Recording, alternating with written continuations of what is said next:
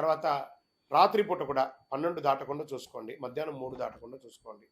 మరీ లేట్ అయిందనుకోండి, చెప్పడం మాత్రం చెప్తున్నా కానీ అందరూ ఆలస్యం ఉద్యోగరీత్యా, వ్యాపార రీత్యా వెళ్ళి, వచ్చి, స్నానం చేసి 10:30, 11:30కే తింటున్నారు. అది పెద్ద విషయం కాదు. కానీ ఆలోచించండి. మనకు మించి కాదు ఏది కూడా. మన ఆరోగ్యం కూడా దృష్టిలో పెట్టుకొని, ఎందుకంటే మళ్ళీ తెల్లవారుజామున 4కి నిద్రలేస్తారు కదా! అది అరగాలి కదా! నిద్ర మత్తు రాకూడదు. సాత్వికమైనటువంటి ఆహారం తినాలి. చాలా సాత్వికమైనటువంటి ఆహారం తినాలి. ఫ్రూట్స్ తినండి. వెజిటబుల్స్ తినండి. ఆయిల్ ఫుడ్, ఈ నూనెల దేవి దేవి ఉంటుంది కదా! ఈ నూనె ఫుడ్ అంతా బంద్ చేయండి. దాన్ని తినడం వల్ల మన యొక్క బ్రహ్మచర్య దీక్ష తొలగిపోయి వీర్యస్ఖలితమైపోయి అనర్థమవుతుంది. భిక్ష పెట్టేవాళ్ళు, భిక్ష స్వీకరించే వాళ్ళు కూడా ఆయిల్ ఫుడ్ ఉంటే అవాయిడ్ చేయండి.